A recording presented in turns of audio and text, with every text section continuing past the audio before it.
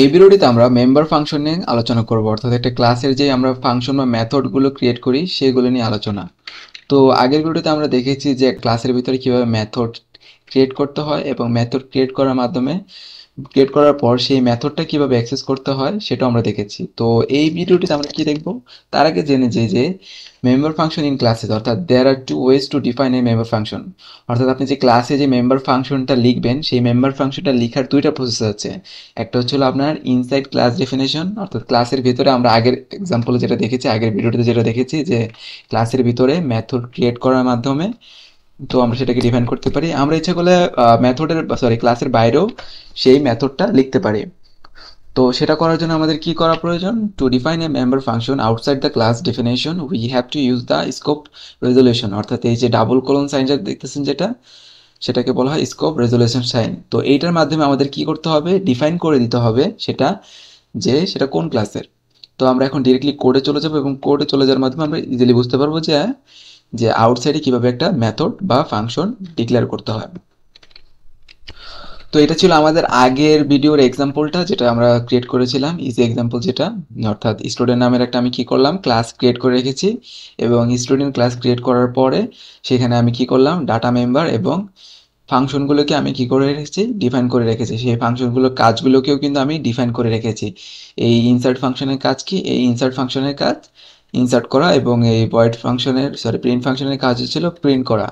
আর আমি মেইন ফাংশনে কি করেছি? মেইন ফাংশনে আমি আহ, সেই ক্লাসের কি করলাম? অবজেক্ট ক্রিয়েট করেছি। অবজেক্ট ক্রিয়েট করার মাধ্যমে এই এই যে মেথড বা ফাংশনগুলো আছে সেগুলোকে কল করেছি এবং সেগুলোতে আমি প্যারামিটার পাস করে দিয়েছি একটাতে, এবং আমার ভ্যালুগুলো ইজিলি ইনিশিয়ালাইজ হয়ে গেছে। এবং আরেকটাতে আমি কি করেছি? কল করার মাধ্যমে আমার আউটপুটটা প্রিন্ট করেছি। তো আমি আউটপুটটা একবার দেখে নিতে চাই। তো আউটপুট আমি দেখতেছি কারণ এখানে আমি প্রিন্ট ফাংশনটা কল করেছি। তো এই যে এখানে দুইটা মেথড এখানে কল করা আছে, একটা কাজ হচ্ছে ইনসার্ট করা আর একটা কাজ হচ্ছে প্রিন্ট করা। তো আমি চাচ্ছি যে কি এই মেথডগুলো আমি ক্লাসের বাইরে লিখতে চাই, কিন্তু এই ক্লাসেরই সে থাকবে, অর্থাৎ ক্লাসেরই সে সদস্য, কিন্তু আমি ক্লাসের বাইরে লিখবো। ঠিক আছে? তো সেটা করার জন্য আমার কি করতে হবে?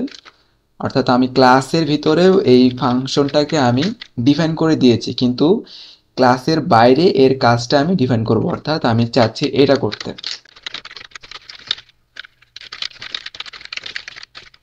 তো এটা করতে চাচ্ছি, অর্থাৎ আমি যেটা বলতে চাচ্ছি যে আমি এতক্ষণ কি করেছিলাম? ক্লাসের ভিতরেই কি করেছিলাম? এই মেথডটা ক্রিয়েট করেছিলাম এবং মেথডের কাজটা আমি ক্লাসের মধ্যে ডিফাইন করে দিয়েছিলাম। তো আমি চাচ্ছি এটা করতে না, আমি চাচ্ছি যে কি মেথডটা ডিফাইন করে দিব ক্লাসের মধ্যে, কিন্তু তার কাজটা আমি বাইরে রাখবো। তো আমি যদি এটা করতে চাই তাহলে সেক্ষেত্রে কি হয়? সেক্ষেত্রে এখানে কি দেখাচ্ছে? এরর দেখাচ্ছে। তো ইরোরটা আমরা দেখিনি। ইরোরটা যদি আমি মানে যদি রান করি তাহলে আমি দেখতে পাচ্ছি এখানে ইরোরটা কি? ইরোরটা হচ্ছে হলো যে বলতেছে যে ID was not declare in the scope, মানে এখানে আমি যতগুলি ভ্যারিয়েবল দেখতে চাচ্ছি সেগুলো আমি দেখতে পাচ্ছি না, মানে ভ্যালুগুলো আমি দেখতে পাচ্ছি না। এই কারণ হলো এই যে আমি কি করেছি? আমি এখানে s1 অবজেক্ট দ্বারা প্রিন্ট মেথডটাকে কল করা ট্রাই করছি, কিন্তু এই প্রিন্ট কল করার ফলে কি হয়েছে? সে এখানে এসে মানে এখানে আসার পরে আর এখানে অ্যাক্সেস করতে পারতেছে না। অর্থাৎ এই ভয়েড প্রিন্টটা তো আমি মেইন ফাংশনের বাইরেও লিখেছি এবং আপনার স্টুডেন্ট ক্লাসের বাইরে লিখেছি। তো এখানে সে কম্পাইলার ডিফাইন করতে পারতেছে না যে এই ভয়েড প্রিন্টটা কি আসলে এই স্টুডেন্ট ক্লাসের কিনা, কারণ আমি স্টুডেন্ট ক্লাসের অবজেক্ট ক্রিয়েট করার মাধ্যমে প্রিন্ট ফাংশনটাকে কল করেছি। তো সে যেহেতু ডিফাইন করতে পারতেছে না, সে এখানে এরর দেখাচ্ছে। অর্থাৎ আমি যেহেতু ডিফাইন করতেছি, মানে কম্পাইলার যেহেতু ডিফাইন করতে পারতেছে না যে এই মেথডটা আপনার আর এই ক্লাসের সদস্য, সো সেই ক্ষেত্রে সে এসে আইডি এবং স্যালারিকেও অ্যাক্সেস করতে পারতেছে না, কারণ এই আইডি এবং স্যালারি এবং নেমও কার সদস্য? আপনার স্টুডেন্ট ক্লাসের সদস্য। তো এইখানে আমার ডিফাইন করে দিতে হবে যে প্রিন্ট মেথডটা কার সদস্য। তো সেটা আমার বলতে পারি, আমরা জানি স্টুডেন্ট ক্লাসের সদস্য। তো আমি স্টুডেন্ট ক্লাসটাকে কেউ লিখে দেবো, তাহলে ভয়েড এখানে আমি লিখে দেবো স্টুডেন্ট। আর স্টুডেন্ট লেখার পরে আমার কি করতে হবে? স্কোপ রেজলিউশন ইউজ করতে হবে। স্কোপ রেজলিউশন ইউজ করার মাধ্যমে কি বোঝায়? এখানে বোঝা যাচ্ছে যে ভয়েড মানে কি বোঝাচ্ছে? ভয়েড মানে বোঝাচ্ছে এটা একটা প্রিন্ট ফাংশন যেটা কিছুই রিটার্ন করে না, জাস্ট মানে কোনো ইন্টিজার বা কোনো টাইপের ডাটা রিটার্ন করে না, জাস্ট যে কাজটা সেই কাজটা করে। আচ্ছা, এটা করার পরে সে ওইখানে স্টুডেন্ট লিখলাম যে ক্লাসটা, এর স্কোপ রেজলিউশনের মাধ্যমে বোঝাচ্ছে এই ক্লাসের সদস্য হচ্ছিল প্রিন্ট, কিন্তু এটা কোথায় ডিফাইন করা আছে? এটা এখানে ডিফাইন করা আছে, জাস্ট কাজটা আমি বাইরে লিখেছি। তো এখন যদি আমি রান করি,